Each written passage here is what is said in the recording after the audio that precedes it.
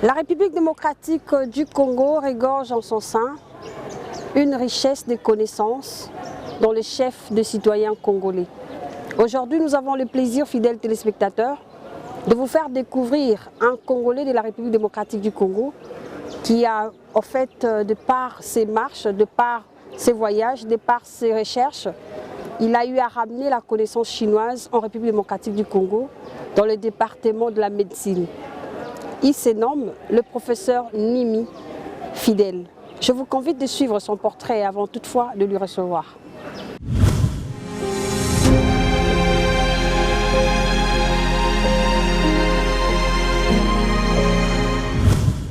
Mesurant 1,65 m, pesant en moyenne 83,6 kg, de teint noir, préférant le foufou chaud, accompagné souvent du poisson, amateur du catch comme sport préféré, le professeur Dr Nimi Bouchabou Fidèle, ce digne fils de la République démocratique du Congo, est né à Ima Mumbu, dans le territoire de Moueka, dans la province du Kasaï central. Le 3 mars 1977, il est marié et père de 4 enfants. Le docteur Nimi Bouchabou Fidèle est le premier spécialiste en chirurgie orale et maxillofaciale à la faculté de médecine du département de médecine dentaire. De 1985 à 1981, il obtient le certificat d'études primaires à Tiondo Itoua, au Kasaï central. De 1992 à 1998, il a eu son diplôme d'État à Athénée de Moueka, au Kasaï central. De 2002 à 2005, diplômé de gradué en sciences bucco-dentaires de l'université de Kinshasa. De 2005-2007, il obtient son diplôme de doctorat en médecine dentaire de l'université de Kinshasa, faculté de médecine. En 2012, il détient l'attestation d'aptitude spéciale. De 2012 à 2013, diplôme de langue chinoise à l'université de Yamoussi en Chine. En 2016, le professeur Nimi Fidèle devient docteur en sciences stomatologie maxillofaciale, spécialiste en chirurgie orale et maxillofaciale de l'université de Yamoussi en République populaire de Chine. Dans le domaine de recherche, il est spécialiste en oncologie tête et cou, en malformation vasculaire et congénitale, en reconstruction des défaits ostéo-musculo-cutanés de la région tête et cou, en microchirurgie et aussi formateur dans ces domaines. Enfin, en 2019, il est docteur en thèse PhD, spécialité chirurgie orale maxillofaciale, oncologie tête et cou, et chirurgie reconstructive esthétique à l'école et hôpital de stomatologie de Wuhan, université chinoise. Depuis, il a participé à plusieurs formations en Chine spécialement et ailleurs. Donc, le professeur Dr Nimi Bouchabou Fidèle est une tête bien faite, une perle rare, un diamant brut non encore taillé dont la RDC entend besoin.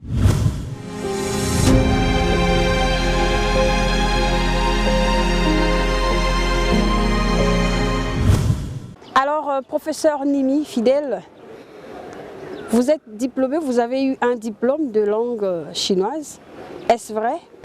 Oui, madame, j'ai été en Chine et j'ai fait mes recherches en chinois, donc j'étais obligé de m'adapter et surtout les sciences médicales, ça demande une certaine communication, non seulement avec le professeur lui-même ou l'encadreur, mais beaucoup plus avec des malades et en conséquence, il faut apprendre cette langue-là.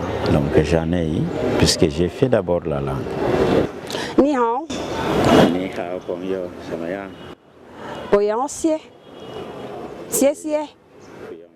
Voilà, donc c'était là justement pour essayer un peu de montrer la potentialité qu'il y a aussi dans la République populaire de Chine.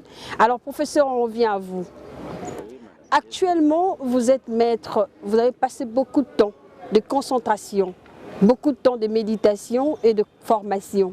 Vous êtes vraiment assise par rapport à ce qu'il y a comme résultat aujourd'hui ou c'est pas encore fini? Nous ne pouvons pas dire que nous sommes déjà assises. C'est comme si, en faisant la recherche, nous obtenons un résultat qui est totalement final. Non, la recherche va continuer. Nous sommes assis pour continuer la recherche que nous sommes allés faire ailleurs. Et maintenant, il faut la pratiquer ici chez nous au pays. Donc la recherche ne finit jamais, madame. Nous devons continuer à mener d'autres recherches ici. Très intéressant, mais rappelez-nous quand même votre enfance. Comment vous avez passé votre enfance pour être ce que vous êtes aujourd'hui? On peut profiter avec les téléspectateurs justement pour en savoir plus. Mon enfance, j'en dirais peut-être dans quelques mots. Très bien. Quand j'étais encore enfant, j'étais en train de voir que je pouvais faire des choses dans ma vie. C'était d'abord les sciences mathématiques qui m'intéressaient, avec la physique, et puis la médecine par la suite. Et bon, Dieu a fait qu'après avoir fini mes humanités, bien sûr, scientifiques, j'ai fait la maths physique. Plusieurs fois, j'ai pris l'inscription pour la première option ici à l'université de Kinshasa, donc à la faculté de Polytechnique. Le nom ne sortait toujours pas en Polytechnique. Tantôt, ça sortait en biologie et beaucoup plus, c'était la médecine. Et finalement, j'ai dû chômer, je crois, 1 année ou 2 ans, en attente que mon nom sorte toujours en Polytechnique pour commencer avec ma formation là-bas. Mais je n'ai pas eu cette chance-là que le nom soit sorti de l'autre côté. Et voilà comment je m'étais orienté pour le deuxième choix qui était celui de faire la médecine. Et je suis allé en médecine dentaire.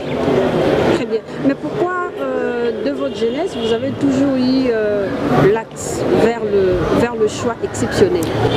Bon, ça c'est la nature, hein? Nous ne savons pas exprimer ça.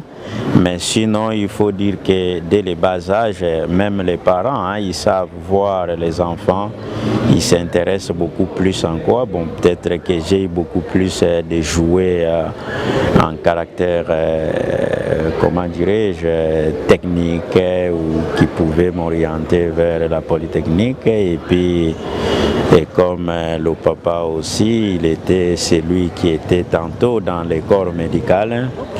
Et qu'il avait beaucoup d'amis dans ce secteur-là. Et quand on me soignait, je me disais, ce métier semble être quand même un peu intéressant. Pourquoi ne pas le faire ici? Et on prenne goût.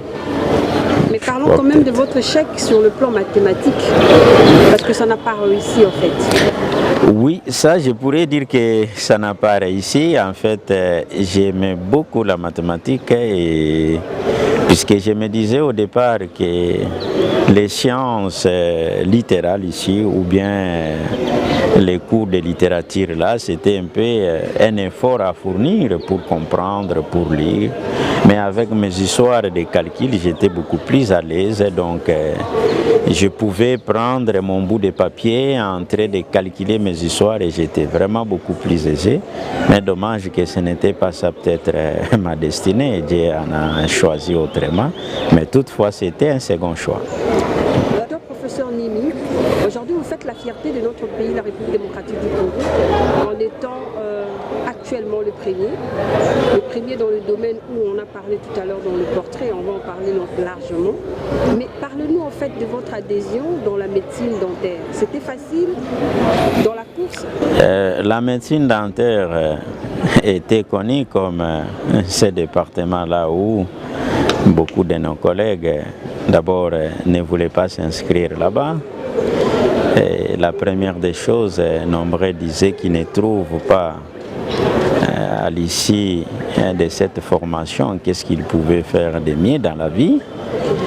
Et la deuxième des choses aussi, on trouvait que c'était la médecine peut-être la plus complexe, puisque nous étions toujours les moins nombreux et même les résultats n'étaient pas toujours promettants à tout le monde. Donc il fallait vraiment beaucoup travailler. Et nous sommes entrés dans cette médecine et puis nous avons conjugué beaucoup d'efforts puisqu'il fallait vraiment travailler. Mais nous disons à notre Dieu merci, puisqu'il y avait un prof qui nous disait on ne fait pas la dentisterie en autodidacte. Ça signifie vous ne pouvez pas ne pas être là et vous êtes chez vous à la maison en train de recopier les choses. Et cela était même écrit devant là au tableau, on ne fait pas la dentisterie en autodidacte. Et bien c'était un slogan qui nous animait de temps en temps et on a pu quand même s'intégrer facilement et nous avons pris l'élan, nous avons accepté de demeurer dans cette filière et de continuer. Voilà pourquoi. Vous voulez nous dire que vous n'avez jamais échoué dans votre passage ici à l'université? Passage dans l'université, non, depuis que j'ai commencé la première année ici chez nous, mais il faut signaler tout simplement que nous avons connu beaucoup d'années, ce qu'on appelait des années élastiques. Donc s'il y a de ceux-là qui ont une expérience avérée pour les années élastiques, eh bien, nous sommes du nombre, puisque quand vous comptez notre entrée à l'université et à la sortie auquel nous avons fini, donc vous allez vous rendre compte que c'est plus d'années que nous avons étudié. À des fois, on pouvait faire dans une promotion 3 ans, 2 ans. Ce n'est pas puisque le candidat a échoué, mais puisqu'il y a les prérequis, les nécessaires qu'il fallait accomplir avant que vous puissiez passer les examens. Donc voilà un peu. Quel a été en fait votre objectif pendant les études? Parce qu'actuellement, on sent que vous avez une grande portion de réussite dans votre trajectoire. D'abord, je me disais, depuis mes humanités, bon, nous n'avons pas été de ceux-là qui venaient en 3e ou 4e position. Hein. Bon, on était de ceux qui étaient en 1re ou 2e position. Alors on se disait aussi, dès que je suis arrivé ici à l'université, que non, il faut encore bosser dur, puisque vous savez, c'est un milieu où on va retrouver tous les excellents qui viennent de différentes provinces et il fallait travailler. Et l'objectif était quand même que nous puissions avoir les connaissances les plus fiables, les plus meilleures, nous permettant que si un jour on peut quitter le pays, qu'on puisse quand même défendre cette école. Et en fonction de cela, ça fait qu'on ne pouvait pas fermer l'œil sans feuilleter un peu, puisque j'étais chef de promotion depuis première année jusqu'en dernière année. Alors en étant, il y a eu un maître, que je peux citer le nom, le professeur Lutula, qui il n'était pas d'accord que les CP puissent être de ceux-là qui devraient être tout le temps dehors. Alors nous étions ceux qui devraient ramasser les questions en première intention. C'était aussi, comment dirais-je, une possibilité qui nous permettait, bon, nous les CP, quand je dis qui nous permettait, donc, disons tous les CP à son temps, d'être à page, d'étudier et de ne pas dormir, puisque vous savez que quand vous allez arriver, vous êtes la première personne dont on doit poser toutes les questions, ou alors, si tout l'auditoire a échoué à une question, eh bien, on doit aller alors vers le CP. Donc, c'était quand même des éléments qui nous permettaient que nous puissions être éveillés sur le plan du travail. Très bien. Professeur Nimi, en étant CP, c'est ce qui vous a stimulé de pouvoir un jour, dans votre passé, être assistant à l'université? À quelle occasion en fait? Non, ce n'est pas le CP, mais pour devenir un assistant à l'université, il faut remplir les critères. Cette ténacité là, ça vous a amené à devenir aussi CP comme assistant à CP, c'est j'aime servir dans ma vie. Okay. CP, c'est un métier pour servir la promotion. Et j'aime toujours être au service de la nation et je l'ai fait depuis première année. Je dirais même depuis l'école primaire et secondaire, j'ai toujours été que CP jusqu'à l'université, délégué facultaire, je suis allé à la coordination. Mais au moins tous ces éléments-là, mis ensemble, ont fait qu'à un certain moment, comme on considérait des CP comme des gens qui ne pouvaient pas étudier et qui devraient courir derrière les profs et ainsi de suite, et bien, en dentisterie, c'était une autre démarche et on avait un prof qui nous rappelait ça. Donc on devrait encore bosser dur pour démontrer que vous pouvez servir la promotion, mais vous pouvez aussi vous occuper de votre, comment dirais-je, vos études et votre charge horaire. Mais parlez-nous en fait de votre adhésion dans l'assistanat. C'était comment? C'était sur quelle base de critères en fait? Bon, l'assistanat à l'université, nous sommes régis par des lois portant statut du personnel. Et là-dedans, il y a des critères, que ce soit dans le VAD-MECUM. Donc, on vous dit que tu dois distinguer soit une fois, soit tu dois distinguer des fois. Et lorsque vous êtes dans ces critères-là, donc c'est normal que tu puisses postuler. Et il en est de même aussi pour nous. On a distingué et puis on a été dans les critères. Et le chef de département, à son temps, eh bien, il a fait appel à nous puisqu'il y avait aussi carence de personnel académique qui nous a demandé si on pouvait revenir ici à l'université travailler, puisque quand j'ai fini ici, ben, j'ai travaillé quelque part. Et quand on me rappelé de venir à l'université, là, il n'y a pas un salaire, il faut commencer à zéro, tu dois passer tout le temps ici, ben, ce n'était pas facile. C'était aussi vraiment un sacrifice d'abandonner là où on pouvait trouver un peu de sous et venir dans un milieu où il y a 0 franc, ben, ce n'était pas facile. Mais on s'est dit, ben, écoute, si on est arrivé d'être dans les critères, ça signifie que le Seigneur aussi l'a permis que nous puissions encore servir cette maison. Voilà pourquoi. Très bien.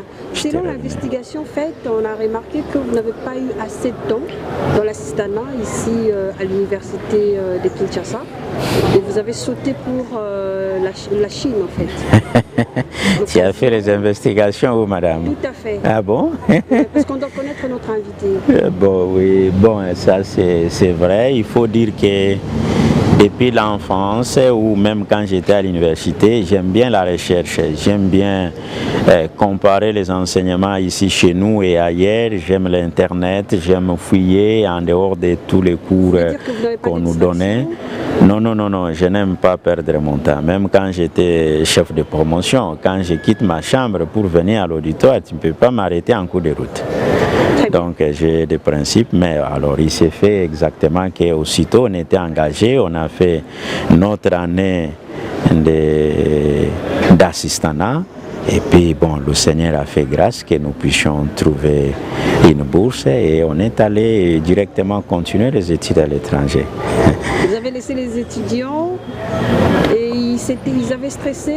Non, on ne laisse pas quand on est assistant, ça signifie que vous êtes en train d'assister les maîtres. Tout à fait. Et ben, bien mais sûr. Avec l'éloquence, oui, la manière oui. De communiquer. Oui, là, cette communication, effectivement, mais nous n'avons pas abandonné nos étudiants, nous étions avec eux en contact et surtout avec les réseaux sociaux qui étaient à la IN en son temps, donc on communiquait même avec nos collègues assistants qui étaient restés et même les maîtres et on était toujours en contact. Et le Seigneur avait fait grâce aussi que pratiquement chaque année, je revenais au pays pour m'entretenir avec nos collègues assistants, nos étudiants, avec les formations continues, les enseignements. Professeur Nimi, vous êtes sans ignorer que l'Internet d'aujourd'hui n'est pas pareil à l'Internet d'hier. Oui. C'est-à-dire, au moment où vous parlez que vous étiez à l'Internet en train de faire des vidéoconférences, on se pose des questions. C'était juste minime avec une catégorie de personnes restreintes? Non, à son temps-là, ce n'était pas du tout des vidéoconférences. Tu sais, c'était l'Internet de son temps. Beaucoup de gens, peut-être beaucoup plus, c'était sur les Facebook Facebook et le WhatsApp, je ne sais pas, et peut-être qu'il est apparu il n'y a pas longtemps, mais à son temps c'était la boîte mail, vous faites un message, vous attendez peut-être 2 jours, 3 jours, on vous répond. Mais il y avait aussi l'option messengère qui nous permettait d'être en contact avec les autres. Mais là, ce n'était pas tout le monde, hein. Quelques enseignants, les profs et quelques collègues seulement. Qui est votre modèle? C'est Jésus-Christ, madame. Comment ça? Ah oui, nous prenons Jésus-Christ comme modèle puisque c'est l'homme qui a beaucoup servi, mais qui était resté toujours humble, qui avait tous les pouvoirs, mais qui ne les a pas manifestés comme un pouvoir de nuire. Alors si tu n'as pas un modèle de Jésus-Christ, je pense que ton modèle ne peut pas t'amener à la réussite. Très intéressant. Sinon, félicitations, il y a des personnes qui prennent Jésus-Christ comme leur modèle. Des miroirs. J'ai oublié quelque chose. Quand j'avais un deuxième choix de faire la médecine, vous savez, je pensais qu'en faisant la médecine, je pouvais connaître la réalité sur Dieu. Okay. Ah bien sûr. Je pensais que le ministère cachait de Dieu. Il fallait peut-être aller aussi en médecine pour comprendre les choses. C'est en faisant la médecine que je me suis rendu compte que même ce que nous soignons, même ce que nous faisons, ce n'est qu'une minime des portions qu'on nous a données. Alors je me suis dit, bon, il y a un être suprême, puissant, qui existe, qu'il faut reconnaître et mettre au premier plan. Très bien, parlons maintenant d'un homme puissant en physique que Dieu a élevé comme modèle. Quel homme? Que vous regardez, que vous suivez jusqu'à nos jours. Non. À l'intérieur comme à l'extérieur du pays. Non, quand je suis arrivé en Chine, vous savez, sur le plan de la recherche, j'étais séduit par la façon de voir comment se comportaient les enseignants. Et surtout, quand j'étais en train de faire mes recherches de PhD, j'ai trouvé mon promoteur qui était, je dirais, le plus vieux, puisqu'il a formé tous les professeurs que j'ai trouvés dans le département. Okay. Mais il était devant sa machine tous les jours que Dieu a créé, mais de 8h juste jusqu'à 17h30. Alors je me disais, mais si c'est papa ici qui est déjà vieux, il a la capacité, l'énergie d'être devant sa machine comme ça, et nous les autres. Et sincèrement, sur le plan scientifique, j'ai copié ce papa-là, puisqu'il a beaucoup publié et il continue à travailler. Alors moi je me disais, mais nous qui n'ont rien fait, comment on doit vraiment travailler dans peu de temps? Et c'est comme ça que nous sommes en train d'insister pour notre jeunesse qu'on doit travailler. Là, c'était à quel âge? On peut déjà voir l'estimation? Non, mais là... Vous avez vu ces messieurs-là en train de travailler? Non, mais là, je suis déjà âgé. Je suis allé... Tu sais que pour avoir... Pour être retenu comme candidat au master, tu dois avoir pas plus de 35 ans. Et pour être retenu comme candidat en PhD, tu ne peux pas avoir plus de 40 ans. Même si nous avons été dans les critères, mais il faut souligner que les étudiants les plus âgés, c'est en Afrique où je pourrais dire alors particulièrement, c'était moi le plus âgé de toutes les promotions que je suis passé. Même si ici au Congo, on m'appelle le plus jeune, mais je me demande en quoi je suis jeune, puisque c'est lui-même qui était mon promoteur adjoint. Il était moins âgé que son étudiant. Notre invité de cette émission Trajectoire, le professeur Nini Fidèle, aujourd'hui, actuellement, il est spécialiste en chirurgie orale et maxillo-faciale. Voilà, et maxillo-faciale. Il est le premier en fait actuellement parce qu'il y a eu un autre professeur qu'on va parler tout à l'heure. Mais sinon, on vous convie de suivre la page témoignage. Nous avons quand même eu à brosser sur sa façon de voir les choses, sa façon de vivre, sa façon de communiquer.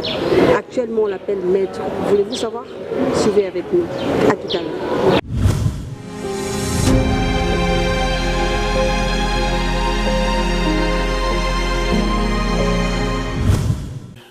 C'est un persévérant. C'est un persévérant. Il faut dire que là, c'est le deuxième professeur maxillofacial en RDC. Les premiers, c'est l'effet professeur Dilou, il n'est que deuxième. Vous voyez que c'est un persévérant, c'est un domaine qui encore hier était très flou. Et avec les professeurs Nimi, nous sommes en train de voir vraiment de la lueur sur la route. Il nous inspire beaucoup par sa façon de faire des choses, par sa façon d'appréhender les choses calmement et scientifiquement. Il nous apporte beaucoup. Ouvert une porte en Chine. Nous sommes arrivés et de l'autre côté, il nous a encadrés sous la supervision de ces maîtres chinois qui aujourd'hui pour nous aussi sont devenus maîtres. Et c'est un très bon encadreur. Et rentré à Kinshasa, 9 ans après, je pense, c'est lui qui a dirigé mon mémoire de spécialisation. Donc c'est un papa pour moi et je suis son premier fils congolais. Cher professeur, ce que je peux vous demander, je ne sais pas, ça sera une demande et puis un petit conseil, de continuer sur la même lignée. Vous inspirez beaucoup la jeunesse et surtout le monde scientifique dentaire, c'est-à-dire je voulais parler des chirurgiens dentistes qui hier ne pouvaient pas croire qu'aujourd'hui un chirurgien dentiste pouvait devenir professeur de chirurgie orale et maxillofaciale. Et à l'heure actuelle, vous êtes le seul professeur au Congo. Tout ce que je peux dire, vous demander, c'est d'ouvrir la porte à la jeunesse qui arrive.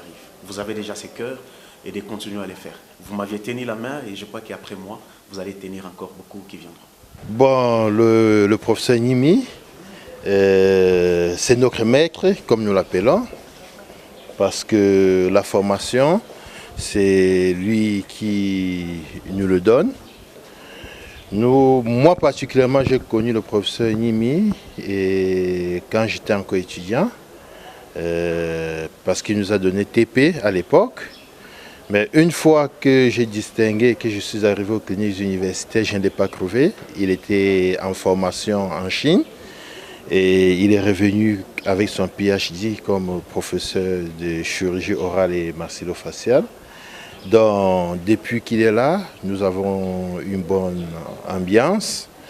Il est revenu redynamiser, surtout les chirurgiens dentistes qui autrefois, il était difficile pour eux d'avoir accès à cette spécialisation qui, pour d'aucuns, c'est une spécialisation uniquement pour ceux qui ont fait la médecine générale.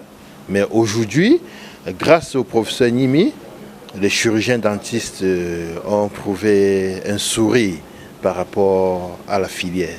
Oui, le petit conseil que je vais donner à mon maître, oui professeur, le petit conseil que je vais vous donner en tant que maître, c'est de continuer ta mission, la mission qui est la vôtre de former et de ne pas se décourager, peu importe les embûches, peu importe les problèmes que vous allez rencontrer, de tenir bon parce que vous êtes là comme un messie. Donc vous devez tenir bon et surtout que au Congo, en République démocratique du Congo, tu es le seul à l'heure actuelle, donc tu ne peux pas baisser les bras. Nous, tes assistants, nous comptons beaucoup sur vous et nous comptons aussi assurer la relève. Merci. Avec les profs Nimi, on se connaît un peu longtemps. Il a eu à m'encadrer quand j'étais étudiant à la faculté. Et puis, quand j'étais devenu médecin stagiaire, lui, il avait déjà fini, il était assistant ici à l'université de Kinshasa. Bon, en tant qu'assistant, je n'ai pas eu beaucoup de temps de travailler avec lui parce qu'il a trouvé une bourse pour l'université de Wuhan, où il devait aller poursuivre ses études post-universitaires et défendre sa thèse pour devenir professeur. Alors, ce que moi, j'ai pu retenir du professeur Nimi, à mon arrivée ici, en 2017, comme assistant, et envoyé par l'armée bien sûr, ce que je suis maintenant sur le plan pratique, c'est en 90% obtenu auprès du professeur Nimi, qui est mon maître et qui m'a appris les ABC. Jusqu'à maintenant, je peux dire que je suis à K ou L, ou M même, c'est grâce à lui que j'ai dû apprendre à intérioriser toutes ces connaissances, que ce soit par la formation théorique, par les séminaires qu'il a eu à animer, que ce soit sur le plan pratique, sur les différentes interventions chirurgicales que j'ai assisté comme deuxième, troisième main par lui, et sur d'autres plans, et la collaboration avec d'autres universités à travers le monde, là où de là où il est sorti, de l'université de Wuhan en Chine, de là où il est sorti, il y a souvent des conférences et des vidéoconférences que nous faisons avec ces maîtres de l'autre côté, qui sont aussi mes maîtres, parce que lui c'est un papa, mais il y a aussi des grands papas, il y a aussi des... Donc tout ça, c'est vraiment un atout majeur pour ma formation ici à l'université de Kinshasa. Comme conseil que je peux vous donner, c'est de continuer avec cette allure. Ne vous baissez pas les bras. C'est que vous avez dit, commencez ici avec notre formation. Et je vais juste vous dire que vous pouvez continuer avec ça. Recruter un bon nombre de gens qui sont des jeunes qui sont compétents et encadrez-les, parce que un arbre qui ne produit pas de fruits ou qui reste arbre, donc il est stérile, il est voué à être coupé. Mais vous voyez, quand un arbre est planté, il grandit, il produit beaucoup de fruits, alors cet arbre-là est utile pour la société. Donc, les mêmes conseils que je peux vous donner, ne vous lassez pas. Je sais qu'il y a beaucoup de pesanteurs, il y a beaucoup de gens qui vont venir pour vous décourager, mais ne les suivez pas. Continuez avec votre boulot, continuez avec la formation, recrutez un bon nombre de la jeunesse et formez, parce que nous voulons devenir un grand nombre de chirurgiens maxillofaciaux qui sont formés par vous. Ça fera vraiment une joie pour nous et pour vous-même.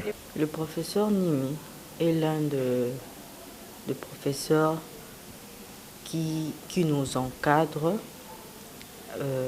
Il a, par sa façon d'agir, de faire, donc nous sommes en train de beaucoup apprendre. Nous sommes en train de beaucoup apprendre. Voilà. Par où vous avez connu le professeur Nimi? J'ai connu le professeur Nimi. J'ai connu le professeur Nimi quand j'étais en G1. Comme étant, lui, il était déjà assistant et moi, j'étais étudiante. Et il m'a donné TP pendant que j'étais étudiante. C'est là que je l'ai connu. Il est votre modèle, on peut dire ça comme ça? Oui, il est un modèle, pas seulement pour moi, mais pour beaucoup d'assistants. Ok. Qu'est-ce qu'il y a de plus particulier que vous voulez enrichir pendant votre course dans le domaine?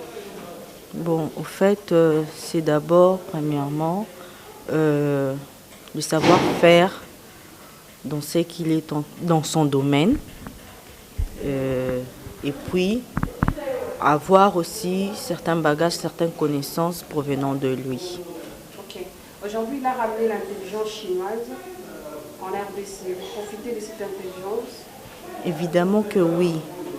Nous sommes là, nous tous, derrière cette intelligence. Quelle intelligence? C'est vous qui dites, moi, je vais couper ce que nous sommes là derrière tout ce qu'il est en train de faire, ses actes, ses enseignements.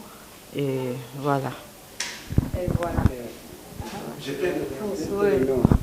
J'ai opéré avec beaucoup de gens, beaucoup de médecins. Mais quand il s'agit du professeur Nimi, c'est quelqu'un qui a changé tout au niveau du département. Donc nous avons fait beaucoup d'interventions avec lui, mais c'est quelqu'un qui a la main, qui travaille à l'aise. Quand il travaille, il explique aux médecins tout ce qu'il fait. Donc c'est quelqu'un qui a apporté quelque chose de nouveau au niveau du département. Parce qu'on faisait les interventions qu'on faisait avant avec les autres.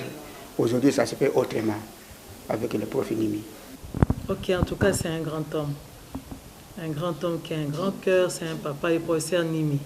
Le professeur Nimi, le professeur docteur Nimi, c'est vraiment un homme de cœur, un papa quelqu'un qui a des grands projets.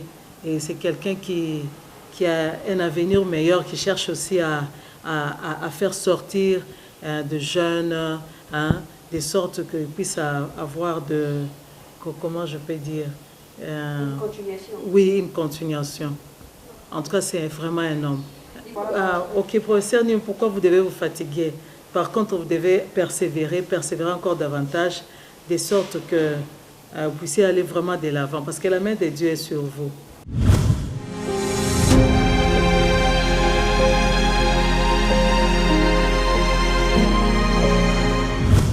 Il n'y a pas de commentaire en fait, c'est ce que les autres ont dit, c'est la jeunesse en fait que le professeur Nimi Fidèle a eu encadré.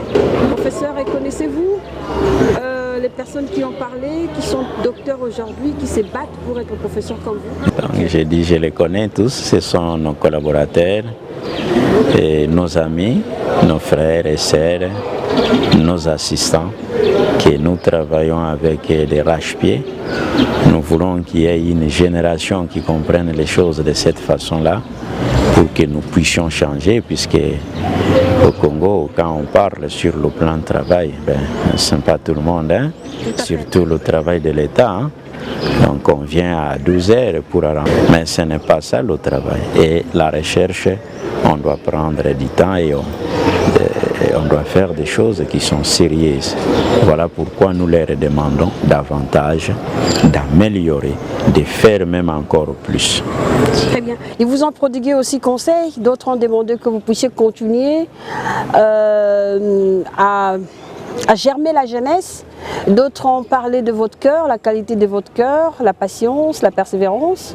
Et aussi, vous devez mettre l'accent sur la formation de la femme, que vous n'avez pas assez mis l'accent là-dessus. Je n'ai pas mis l'accent, non. Pas assez, pas de femmes. Non. Il y a ceci, je vous ai dit que pour être comme assistant, il y a des critères. Okay. C'est l'université. Moi, je ne suis qu'au niveau d'un service. Quand on m'envoie des éléments, je vais les encadrer, je ne peux pas refuser, ça c'est vrai. Mais aussi, oui, il faut dire que pour le moment, il y a plus d'hommes que de femmes. Mais nous sommes en train de lancer cet appel-là, puisque maintenant, la faculté commence à organiser les concours pour être admis à la spécialisation. Donc nous invitons toutes les dames, les chirurgiens dentistes qui sont capables de faire quelque chose dans tel ou dans tel autre domaine, de venir. Nous sommes là, nous travaillons avec eux. Vous savez, si vous n'écoutez pas les collaborateurs, vous n'allez pas bien avancer. Il faut les écouter, il faut accepter leurs avis, et même quand on m'appelle maître, je n'hésite pas, même au cours d'une intervention, de demander à mes collaborateurs ici comment vous pensez, puisque c'est lui qui m'a formé, il avait plus de 45 ans d'expérience, mais quand j'opérais avec lui, il me demandait, moi, qui n'avais ni l'expérience, moi qui l'apprenais, pour me demander, est-ce qu'ici ça va? Vous pensez que cette méthode, ça peut aboutir ou qu'on change?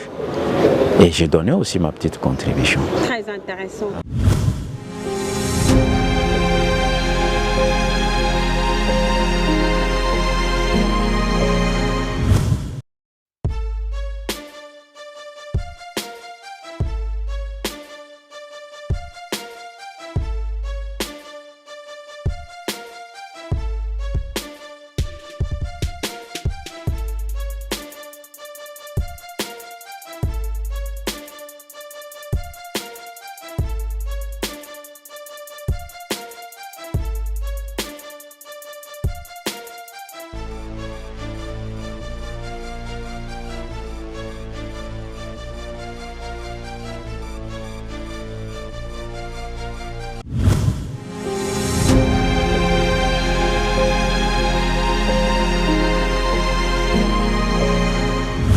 Voilà, c'est déjà le mois de mars, on m'apprend que vous êtes un homme genré, mais seulement vous êtes...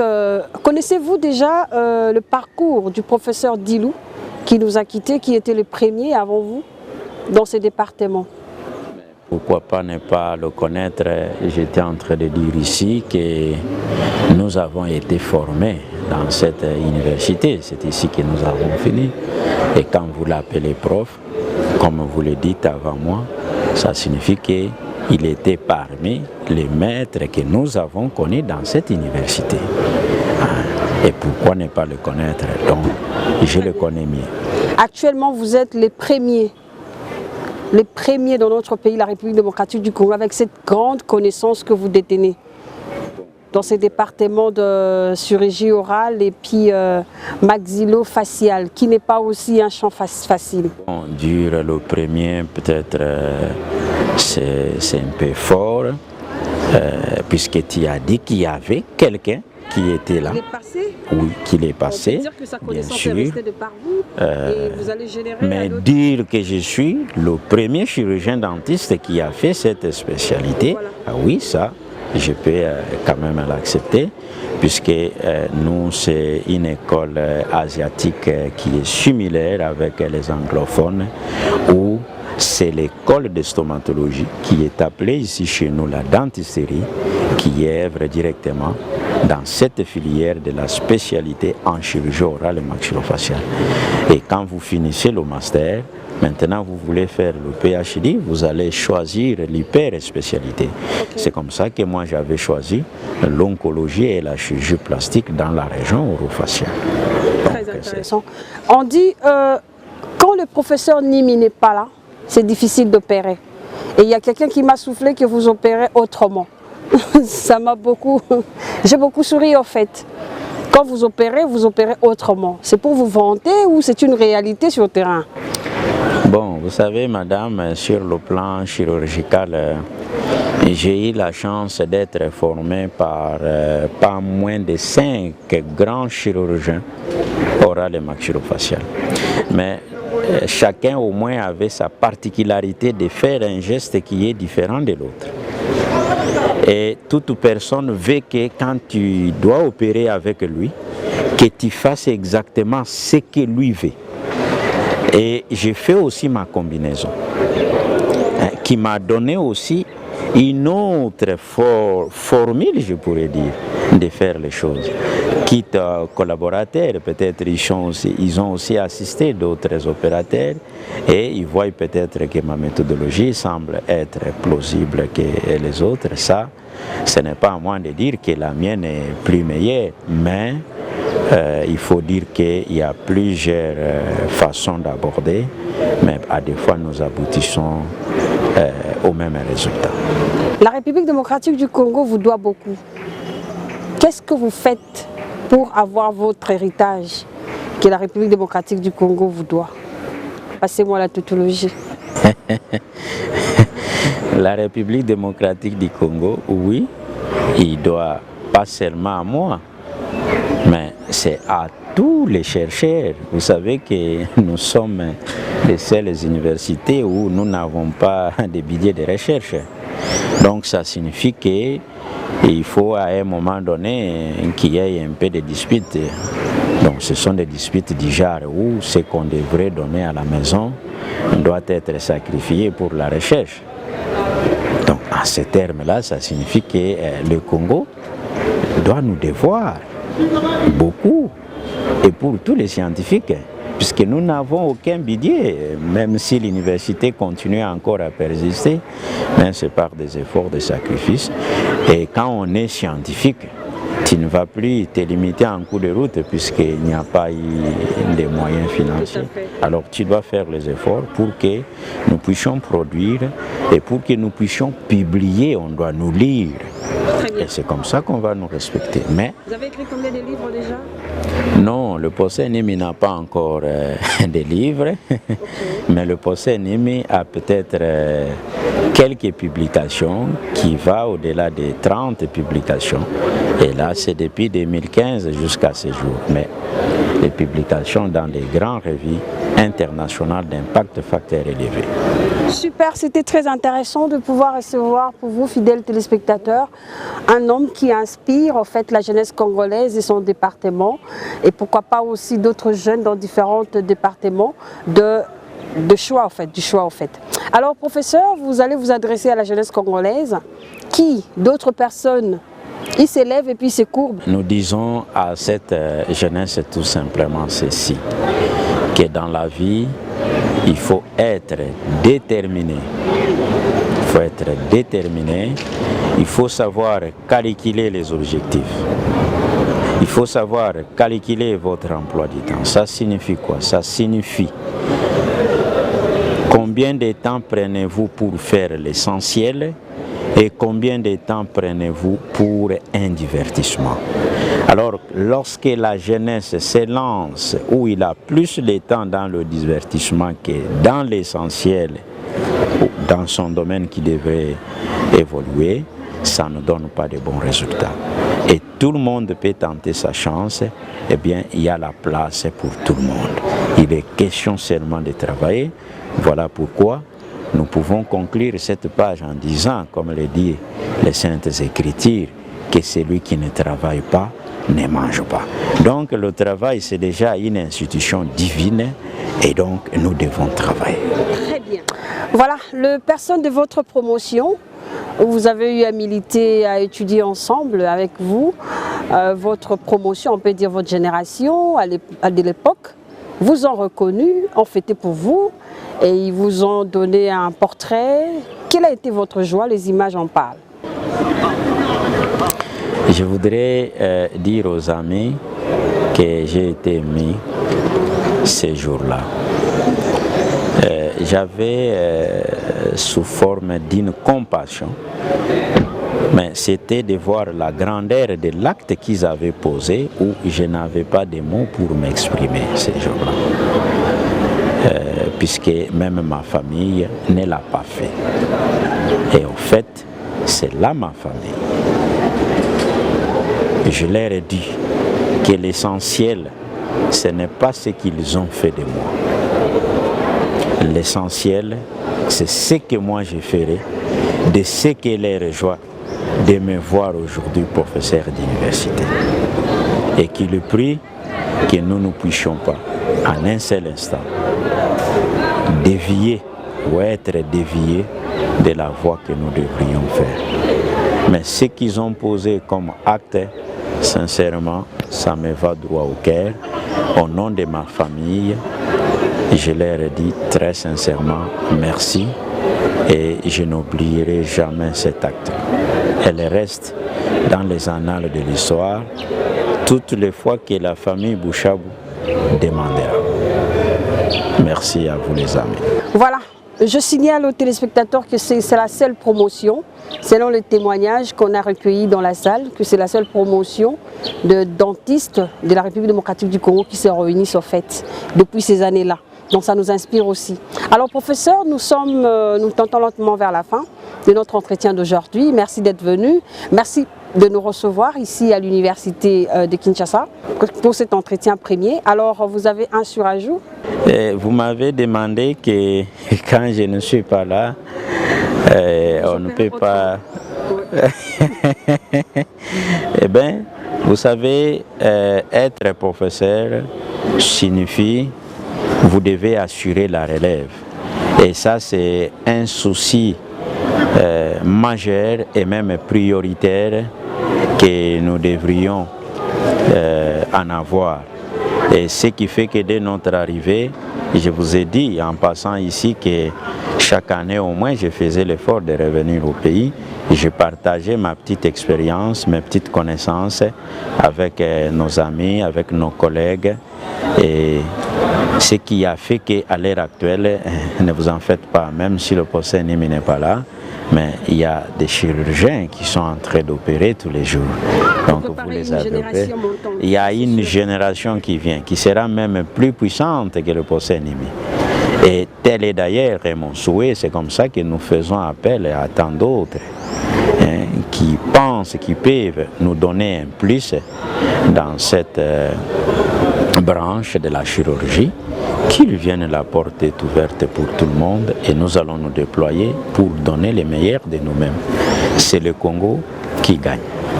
Professeur Nimi, Laonchi ou Okanseni. Oui, merci beaucoup madame. Je vois que tu as été en Chine apparemment ou comment? Tout à fait, il n'y a pas de souci. Tadia Shiwoya Okanseni. Cheshi Puso Nikonzo, mais il y a 非常好，所以我就感谢你了。不用谢。Ok. Merci, c'est le Congo qui gagne. Voilà, préparer une génération, c'est préparer également son histoire et puis laisser des empreintes indélébiles, ce n'est pas donné à n'importe qui. Merci beaucoup, professeur. C'était une fierté pour nous de vous recevoir dans cette émission. Voilà. Alors, fidèles téléspectateurs, je crois que la jeunesse congolaise est satisfaite par rapport aux avancées du professeur Nimi, qui est un modèle actuellement, justement dans son domaine, qui est donc la médecine. Il est dans le chirurgie, il est dans la chirurgie orale et puis la chirurgie orale et maxillofaciale. Le premier en RDC, la République démocratique du Congo doit beaucoup à des personnes qui représentent les pays valablement à l'extérieur. Je vous dis merci, portez-vous bien. La prochaine fois, je crois que ça sera votre tour. Au revoir.